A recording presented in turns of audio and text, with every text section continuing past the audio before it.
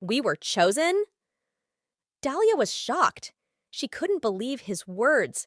The general manager wasn't talking about her place on the candidate list, but was referring to their appointment as the Harmon family's partner. They'd even skipped the final assessment. What was happening? Did you mean what you said? Dahlia questioned tentatively. Of course. If you don't believe it, you may come to our office tomorrow to sign the contract. I have other things to attend to, so I'll hang up now. After saying a few words, the general manager ended the call. Dahlia on the other end was feeling both astonished and delighted. Never had she expected things to go so smoothly. A few moments ago, the Jackson Group was just about to get removed from the candidate list, but in the blink of an eye, they had become the Harmon family's partner. Everything was happening too abruptly. Of course, it must have been due to Chris's help that she was able to make it this far. The Nolan family's influence was surprisingly impactful.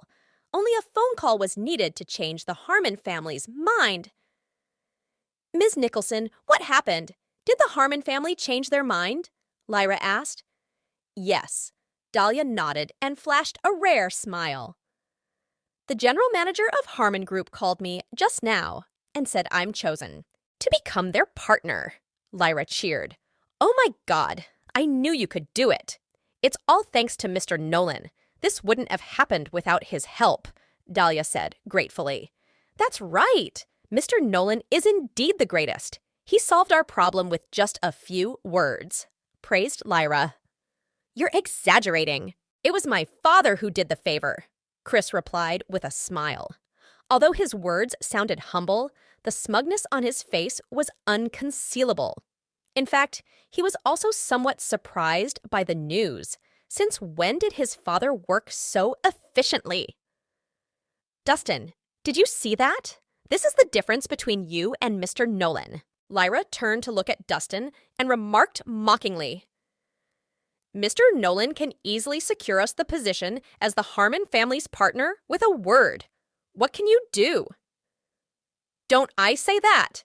At least he's good at sucking up to people, Chris added with a chuckle. What else can he do? He's an absolute good-for-nothing. When Dustin didn't retort, Lyra's arrogance was boosted, and she continued. It's a pity that the bitch isn't here to see how useless the man she chose is. Are you done talking? Move out of the way if you are. Don't block my view, Dustin uttered indifferently. Why? You can't stand it when we said only a few words? If you have half of Mr. Nolan's capabilities, would you be afraid of others calling you out? You're hopeless, Lyra sneered. Oh? Then tell me, what is Chris capable of? Dustin's expression became solemn. He might prefer to be low-key, but he wouldn't tolerate anyone who insulted him. He wasn't a saint, after all. Mr. Nolan made us the partner of the Harmon family through a simple phone call. If this isn't capability, I don't know what is, Lyra answered while staring down at Dustin condescendingly. How are you so sure that it was him? What proof do you have? Dustin countered. Who else if not Mr. Nolan? It's definitely not you. I mean, look at your terrible attitude. Lyra snorted coldly. Hey, Rhys, what makes you think that the Harmon family would suddenly change their mind if it wasn't because of me? Chris asked haughtily. That's right. The truth is right in front of you. Why can't you just admit it? Lyra echoed.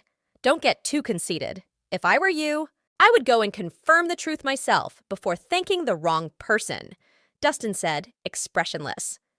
From what I see, you're just jealous of others because of your incompetence, scolded Lyra. Whatever floats your boat. Dustin shrugged it off. Rhys, you wanted proof, right? Fine, I'll give it to you, Chris sneered as he pulled out his phone to call David again. Hey, Dad! What is it this time? David sounded annoyed over the phone. Nothing. I just wanted to know, how did your talk with old Mr. Harmon go? What talk? I'm still in the middle of a meeting. I don't have the time to help you with your nonsense. Don't ever bother me over stuff like this again. What? Chris was caught off guard when his father hung up the phone angrily. The smile on his face had stiffened. Instantly, his intention to boast about his capability was shattered. If his father didn't help him, then who did? Could it be a coincidence? "Mr. Nolan, what did your father say? Let's hear it," Dustin said, with a fake smile. As he was seated right behind Chris, his keen ears could pick up everything David had said on the phone.